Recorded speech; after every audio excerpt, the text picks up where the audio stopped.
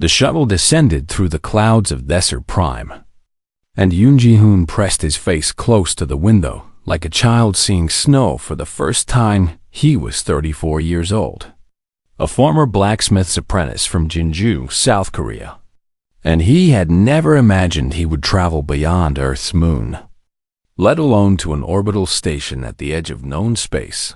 The Galactic Combat Academy hung in the void like a silver crown, its spires reaching toward distant stars, and Ji-hoon felt his heart beat faster as the shuttle drew near. "First time off-world?" asked Captain Elena Reyes, the leader of the human delegation. Ji-hoon nodded without looking away from the window, and she smiled at his wonder. "Try not to stare too much when we get inside," she said quietly. "These aliens already think we are primitive, and we do not need to prove them right." Ji-hoon finally turned to face her, and his expression was calm and steady despite the excitement in his chest. "I am not a soldier, Captain," he said. "I am only here as a cultural advisor, and I have no intention of fighting anyone." Elena studied him for a moment, and she saw something in his eyes that she could not quite name, a patience that seemed older than his years, a quietness that held hidden depths. "Just stay close to the group," she said, "and let the soldiers do the talking." The shuttle docked with a gentle thud, and the human delegation gathered their belongings and prepared to step into a world that had never welcomed their kind before. Galactic Combat Academy had trained warriors from 100 different species for over 4,000 years. And in all that time, no human had ever walked its halls until today. The airlock opened with a hiss, and Ji-hoon followed the others into a corridor that seemed to stretch forever, its walls carved from some kind of pale stone that glowed with soft inner light. Alien students stopped to watch them pass, and Ji-hoon could feel their eyes like physical weight upon his skin. He saw tall, four-armed Valkorians with scales that shimmered like liquid metal, and he saw insectoid Montari with compound eyes that reflected 1,000 tiny images of the humans. And he saw creatures he had no names for, beings of light and shadow and impossible geometry. None of them looked impressed. "Humans," whispered a Valkorian to his companion, loud enough for everyone to hear. "I heard they still use projectile weapons, like animals throwing rocks." Laughter rippled through the watching crowd, and Ji-hoon saw Captain Reyes's jaw tighten with anger. But she said nothing and kept walking. They were led to a grand hall where Academy Director Kethra waited to greet them, and Ji-hoon studied the Montari leader with quiet curiosity. Kara stood on 6 segmented legs, and her upper body rose like a mantis preparing to strike. But her voice was smooth and polished with diplomatic practice. "Welcome to the Galactic Combat Academy," she said, and her mandibles clicked in what might have been a smile. "We are honored to host the first human delegation in our long history, and we hope this cultural exchange will be beneficial for all parties." Her words were kind, but Ji-hoon heard the condescension beneath them, the polite suggestion that humans had much to learn and little to offer. Captain Reyes stepped forward to deliver her prepared response, and Ji-hoon let his attention wander around the hall. Ancient weapons hung on the walls, blades of every shape and size, from curved scimitars to straight long swords to weapons that defied human classification, and Ji-hoon found himself drawn to them like iron to a magnet. Had spent his childhood in his grandfather's forge, watching the old man coax steel into shapes that sang when struck, and he had learned to see blades the way most people saw faces, each one unique and full of stories. These alien blades were beautiful. There was no denying that, but something about them made Ji-hoon uneasy, something he could not quite put into words. "The human students will be assigned to our remedial blade classes," Director Kethra was saying, and Ji-hoon pulled his attention back to the conversation.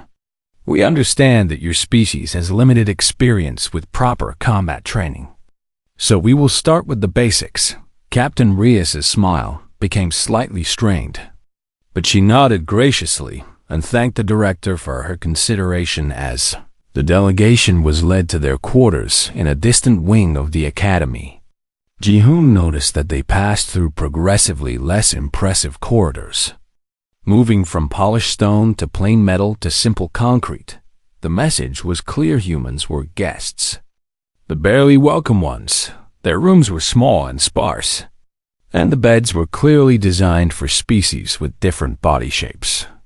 But Ji-hoon did not complain. He unpacked his few belongings carefully, placing a worn photograph of his grandfather on the small table beside his bed, and he sat in silence for a long moment, remembering the old man's calloused hands and patient voice.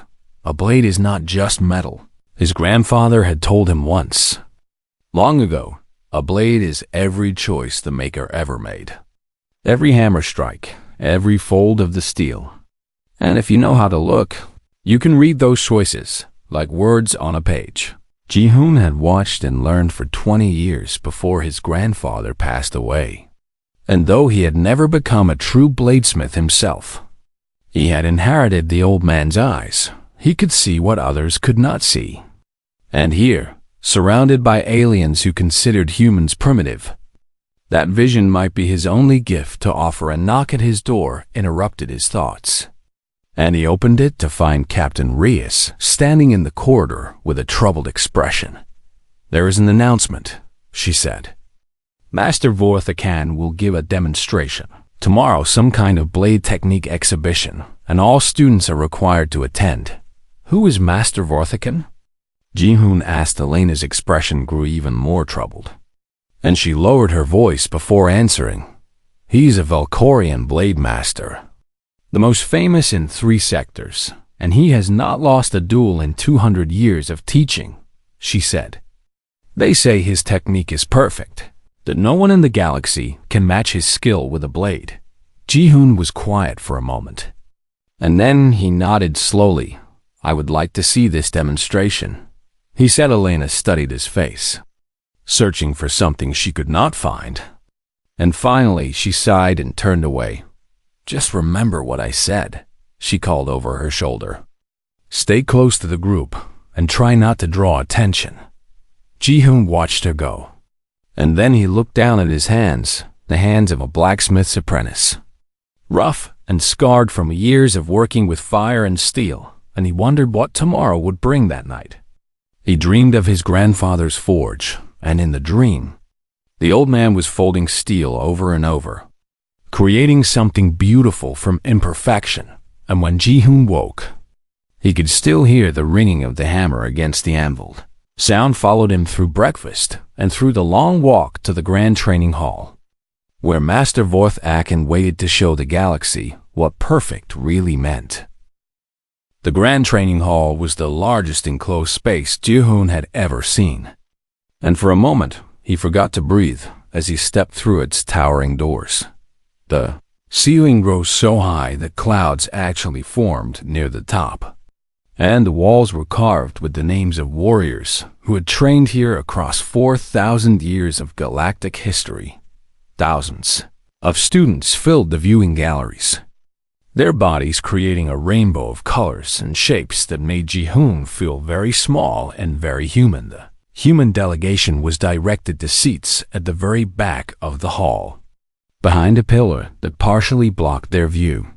And Captain Reyes accepted the placement with quiet dignity, even though her eyes burned with frustration. Ji-hoon did not follow the others to their assigned seats. Instead, he slipped away and found a position along the side wall where he could see the arena floor clearly. And no one stopped him because no one was paying attention to the lone human in plain clothes. The arena itself was a circle of polished black stone, and ancient symbols were carved around its edge in languages that had been dead for centuries. And Ji-hoon could feel the weight of history pressing down on him like a physical force. A horn sounded, deep and resonant, and the crowd fell silent instantly. Master Vorthakan entered from a door on the far side of the arena, and Ji-hoon understood immediately why this alien was considered a legend. The Valkyrian stood 8 feet tall, and his forearms moved with a grace that seemed impossible for a being of such size. and his scales caught the light and threw it back in patterns that hurt to look at directly. He walked to the center of the arena and stood motionless for a long moment, letting the anticipation build, and then he began to speak in a voice that filled every corner of the massive hall. For 12,000 years, Akin said, my people have pursued the perfection of the blade, and in all that time, we have never stopped learning, never stopped improving, never stopped reaching for something greater. He raised his forearms, and attendants rushed forward to present him with his weapons, for identical blades that gleamed like captured starlight. Today, I will demonstrate what 12 millennia of dedication have achieved, he continued. And I hope that all of you, regardless of your species or your experience, will find something valuable in what you see. His eyes swept across the crowd, and for just a moment they seemed to pause on the human delegation in their distant seats. And a small smile crossed his alien features. The demonstration began, and Ji-hoon forgot everything else as he watched Vorotkan move like water, like wind, like something that had never known the limitations of flesh and bone. And his 4 blades danced through the air in patterns so complex that they seemed to weave reality itself. He spun and slashed and blocked and struck, and each movement flowed into the next without hesitation or effort. And the crowd watched in breathless silence as perfection unfolded.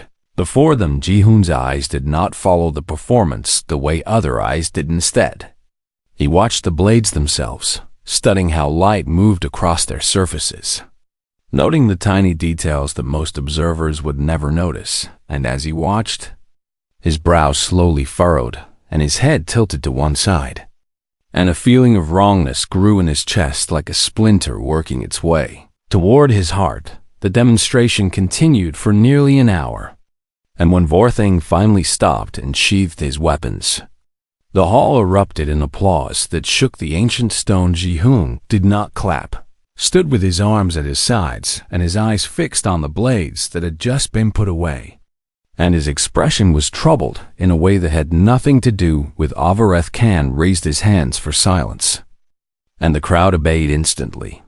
Before I conclude, the master said, I invite any student to ask questions about what they have witnessed, and I will do my best to illuminate the principles behind the performance. Silence stretched across the hall as students looked at each other nervously, and no one dared to speak because no one would risk embarrassing themselves before the greatest blade master in 3 sectors. Then a hand rose from the side of the arena, and heads turned to see who would be so bold. Ji-hoon stepped forward, and a ripple of confused laughter spread through the crowd as they recognized the small human in his plain clothes. Master Akin, Ji-hoon said, and his voice was quiet but somehow carried perfectly in the vast space. Your form is beautiful, and I have never seen anything like it. I mean no disrespect when I asked this question. Varthakin's expression shifted from amusement to curiosity, and he gestured for the human to continue. Why are your blades wrong? Ji-hoon asked. The laughter stopped instantly, and the silence that followed was so complete that Ji-hoon could hear his own heartbeat. Varatham's 4 arms went still at his sides, and his eyes narrowed as he studied the small creature who had dared to question him. Wrong? He repeated, and his voice was dangerously soft. You stand in this hall, surrounded by warriors who have trained their entire lives, and you tell me that my blades that have been in my family for 6 generations are wrong? Ji-hoon did not look away, and his expression remained calm and respectful despite the tension that crackled through the air. The grain of the steel, he said, and the fold pattern, and the way the light moves across the surface. Your blades are the most beautiful I have ever seen, but they will fail you when you need them most. Mentari student near the front laughed nervously, and was immediately silenced by a look from the master. Varethkan descended from the arena floor and walked toward Ji-hoon. And with each step, the size difference between them became more apparent. until the alien towered over the human like a mountain over a pebble. "You are a blacksmith?" Vorthaken asked, and there was genuine curiosity beneath the offense in his voice.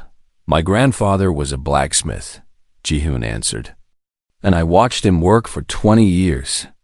And he taught me how to see what others cannot see.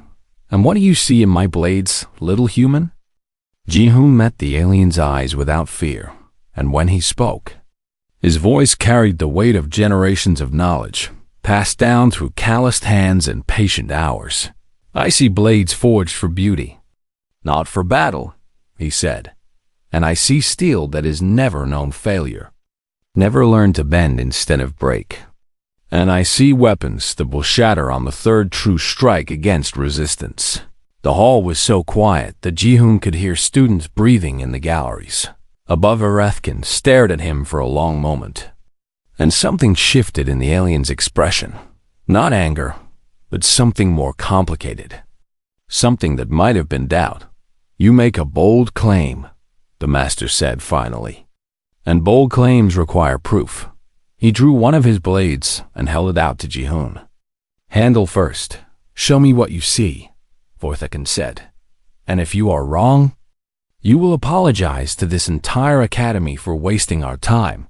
Ji-hoon looked at the blade, and then he looked up at the towering alien, and then he reached out and took the weapon in his rough, scarred hands. "If I'm wrong," he said quietly, "I will apologize gladly. But I do not think I am wrong." And as the entire academy watched in stunned silence, the human raised the blade to the light and began to examine it, with eyes that had been trained in fire and steel and generations of hard-won wisdom. Ji-hoon held the blade with the care of a man holding a newborn child, and his rough fingers moved across its surface like they were reading words written in steel.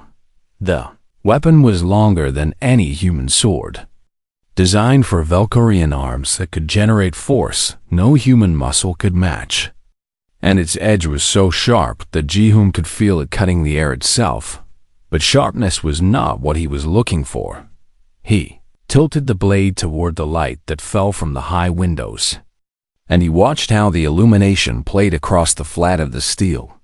And his eyes traced patterns that no one else in the hall could see. "The crystalline structure," he said quietly, and his voice carried through the silent hall, "is completely uniform."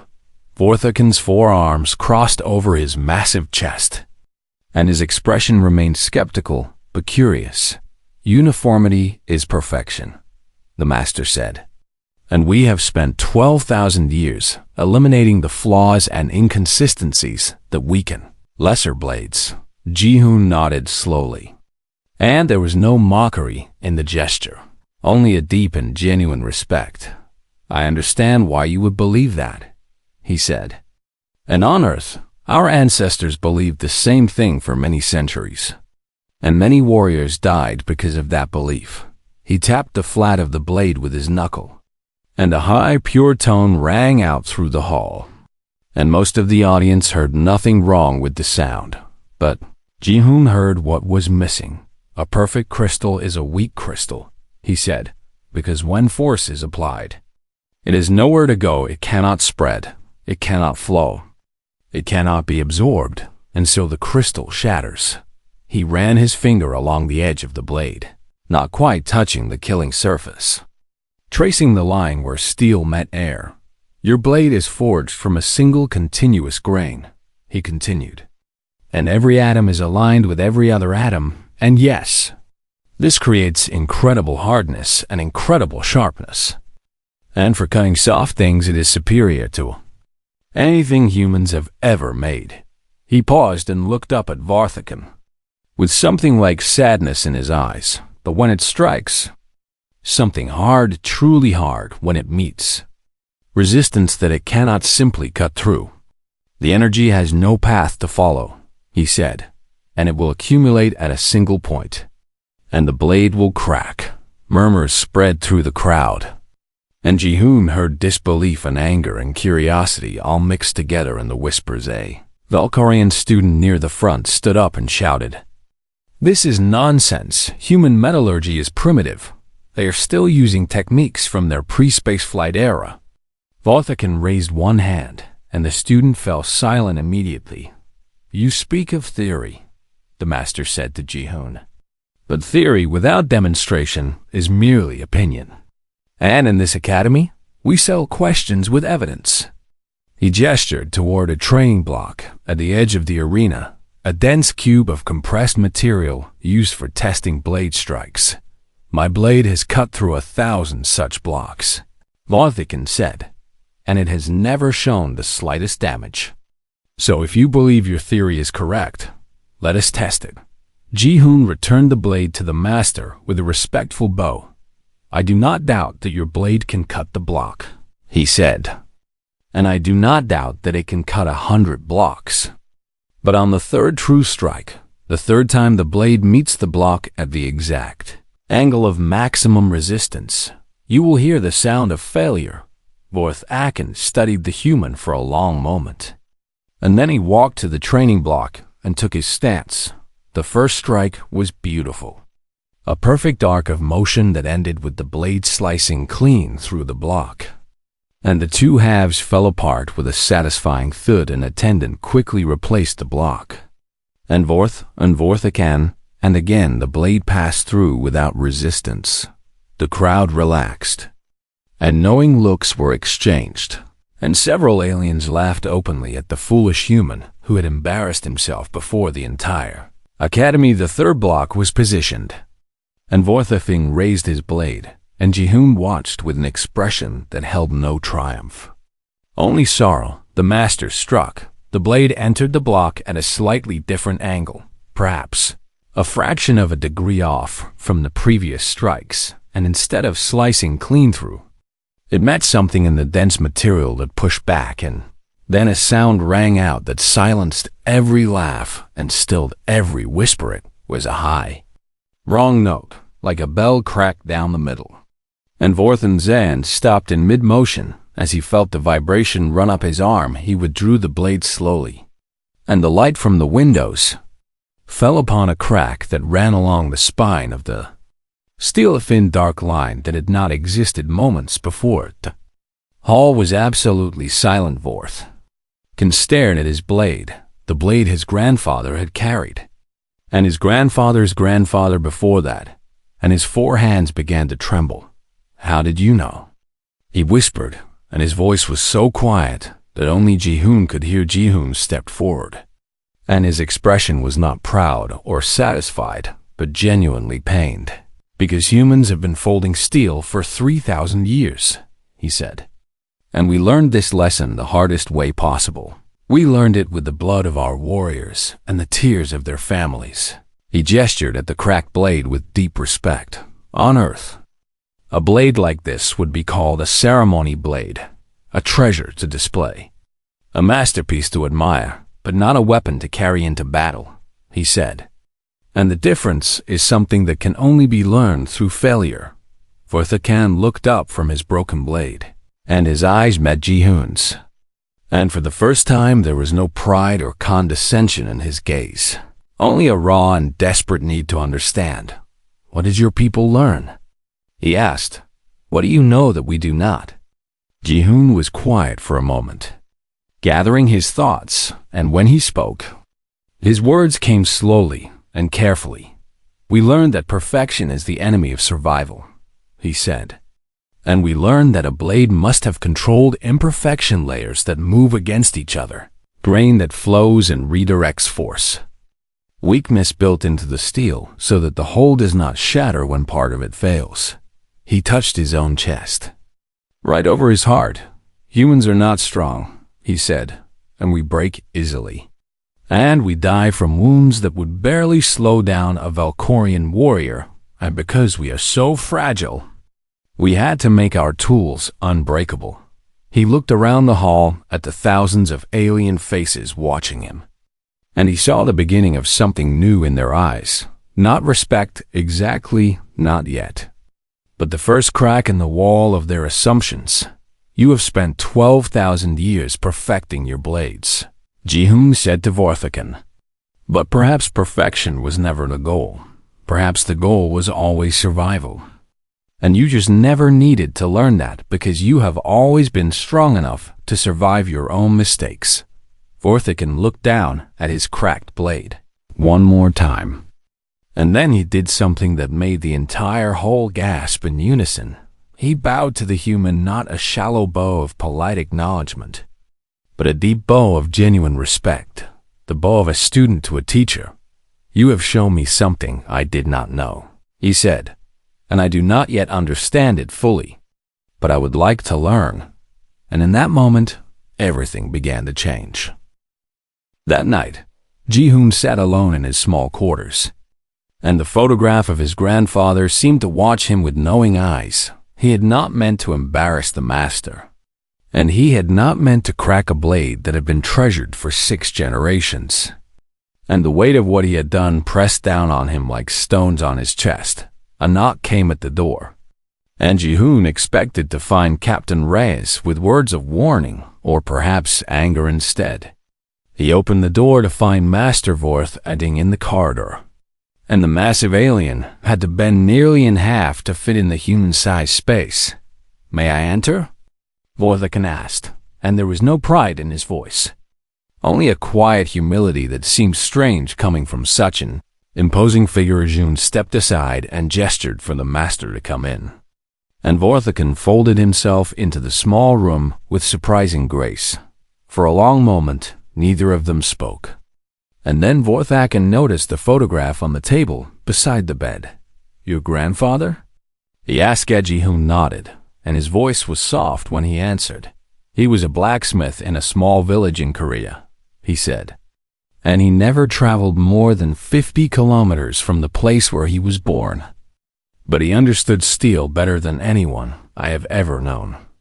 Vorthikin studied the photograph, the weathered face, the calloused hands, the simple clothes of a working man, and something in his expression shifted.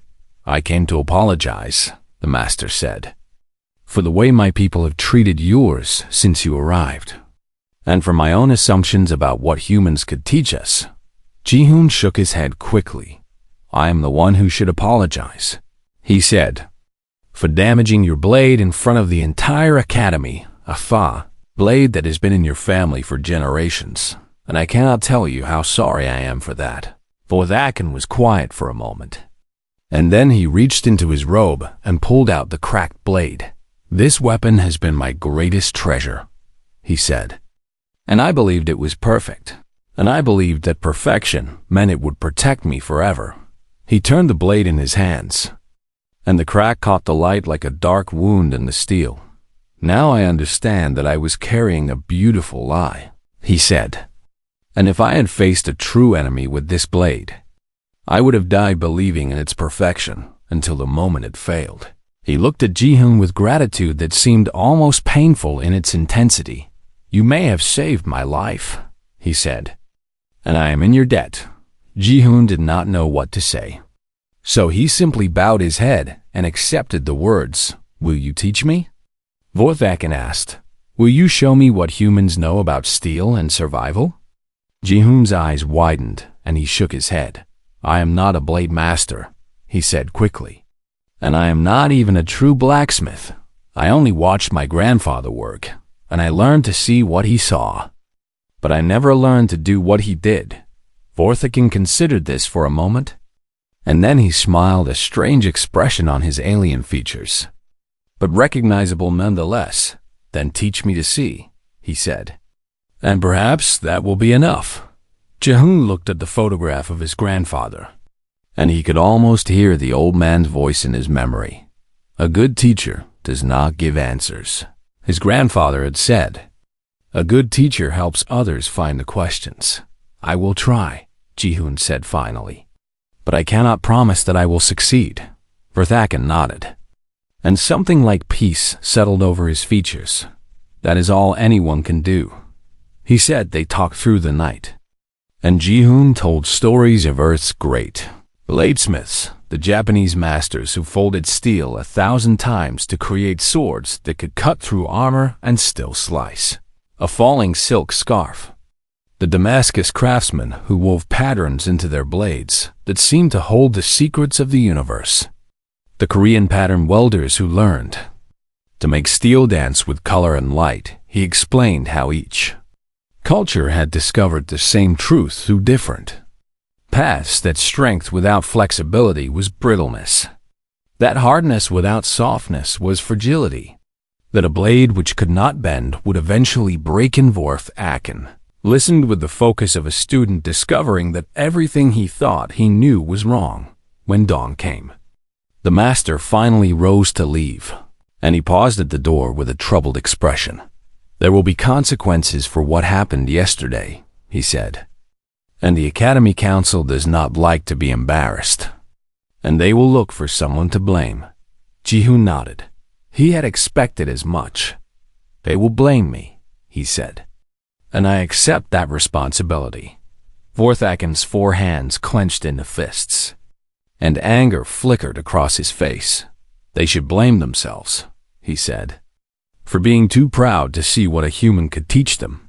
He left without another word, and Ji-hoon sat alone in the growing light and wondered what the day would bring. He did not have to wait long before the morning meal. Academy Director Kethra summoned him to her office, and 2 guards escorted him through corridors that seemed much colder than they had before. Director's office was a vast space filled with trophies and honors from 4,000 years of Academy history, and Kethra sat behind a desk made from some kind of dark wood that had probably come from a planet Ji-hoon would never visit. "Yoon Ji-hoon," she said, and her compound eyes reflected his image 1,000 times. "You have created a significant problem." Ji-hoon stood with his hands clasped behind his back and his expression carefully neutral. "I apologize for any disruption I have caused," he said. Kethra made a sound that might have been a laugh. "Disruption," she repeated, "is a very gentle word for what you have done. You have humiliated a senior instructor. You have damaged a priceless artifact, and you have undermined confidence in our entire curriculum." She leaned forward, and her mandibles clicked in what Ji-hoon recognized as genuine anger. "The Academy Council will convene tomorrow to decide your fate," she said. "And I must tell you honestly that several members are calling for the immediate expulsion of the entire human delegation." Ji-hoon felt cold spread through his chest, but he kept his voice steady. "The other humans had nothing to do with my actions," he said. "And if someone must be punished, it should be me alone." Kethra studied him for a long moment, and something shifted in her expression, not sympathy exactly, but perhaps a grudging respect. "You are either very brave or very foolish," she said, "and I have not yet decided which." She dismissed him with a wave of one segmented limb, and Ji-hoon walked back to his quarters through corridors filled with students who whispered and pointed and laughed behind their hands, but some of them did not laugh. Some of them watched him pass with something different in their eyes, curiosity, perhaps, or the first stirrings of doubt about everything they had been taught. And as Ji-hoon entered his room and closed the door against the hostile world outside, he found a small package waiting on his bed. Inside was a note written in Vorthkin's elegant script, and below it lay a piece of raw steel, unforged, unpolished, full of imperfections. "Tomorrow," the note read, "show them what humans know, show them how to fail." Ji-hoon held the steel in his hands, and he felt its weight and its potential and its beautiful flaws, and he began to understand what he needed to do. The Academy Council chamber was older than most human civilizations, and its walls held the memories of judgments that had shaped the history of 100 worlds. Ji-hoon stood at the center of the circular room, and 12 council members looked down at him from their elevated seats, and each face held a different shade of disapproval. Director Kethra read the charges in her precise, clicking voice. "Deliberate disruption of Academy instruction, undermining the authority of a senior master, destruction of culturally significant property and conduct unbecoming of an exchange participant." She looked at Ji-hoon with her 1,000 fractured eyes. "How do you respond to these charges?" she asked. Ji-hoon took a breath and held it for a moment before speaking. "I did not intend to disrupt or undermine anything," he said. "And I am truly sorry for the damage to Master Varthan's blade. But I cannot apologize for speaking the truth when I saw it."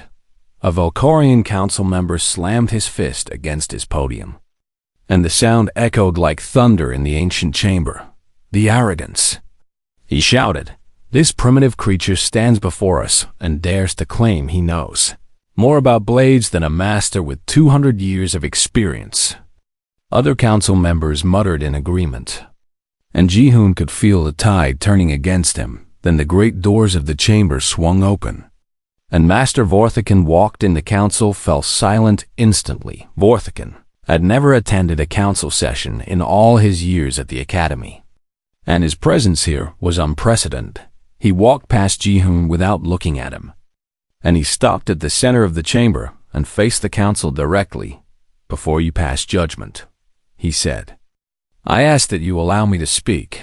Director Kethra hesitated, clearly uncertain, but protocol demanded that a Master of Vorthiken standing be heard.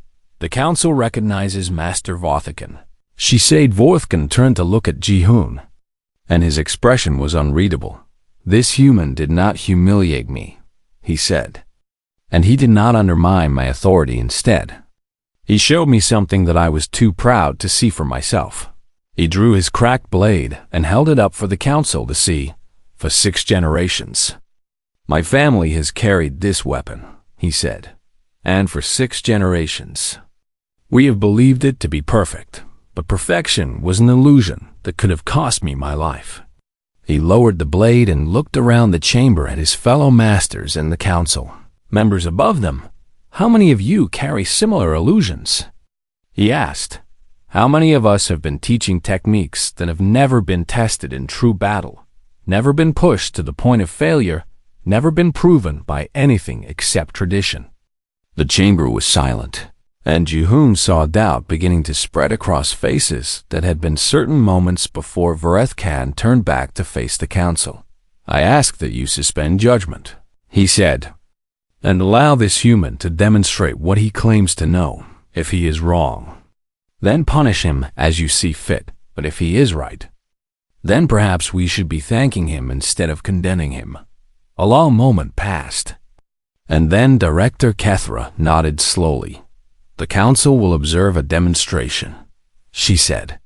In the academy forge, the forge had not been used for serious work in centuries. Modern academy weapons were manufactured by machines in orbital factories, and the old ways of heating and hammering and folding had become nothing more than historical curiosities. But the furnace still worked, and the tools still hung on their hooks, and when Ji-hoon walked into the space, he felt something like coming home. The council members arranged themselves around the edges of the forge, and hundreds of students crowded in behind them, and everyone watched as the small human approached the cold furnace. Ji-hoon placed his hands on the ancient bellows and closed his eyes for a moment, and he remembered his grandfather's forge, the smell of hot metal, the rhythm of the hammer, the patience required to turn raw iron into something beautiful. Then he began to work. He was not elegant.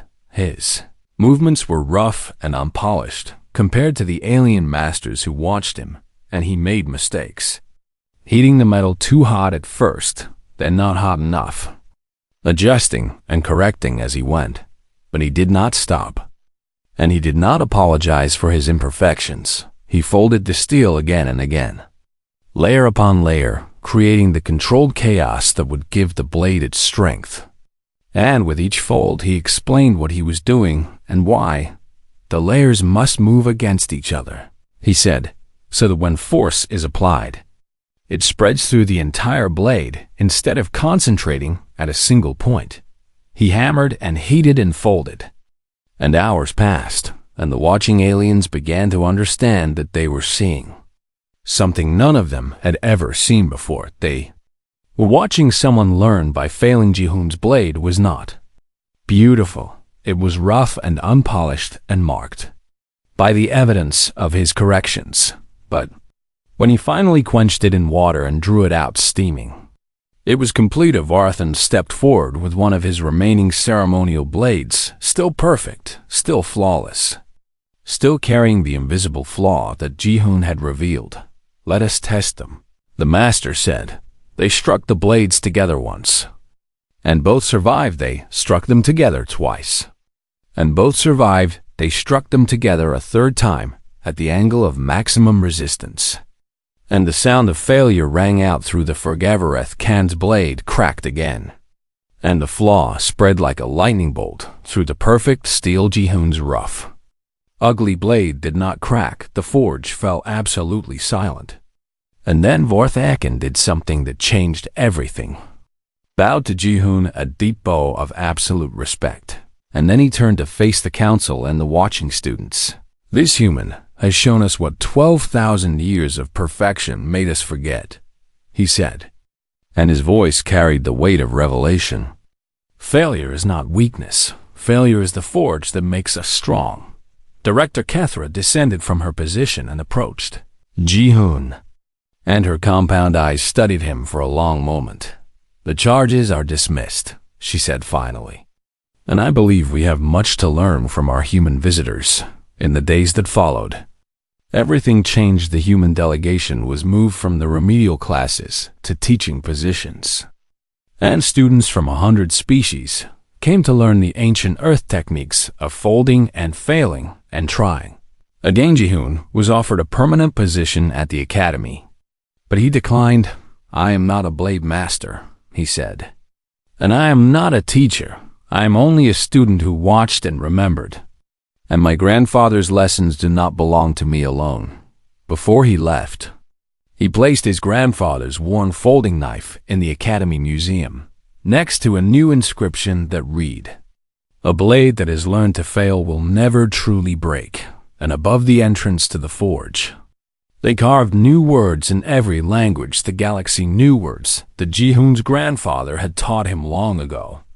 Words that humanity had learned through centuries of breaking and rising again.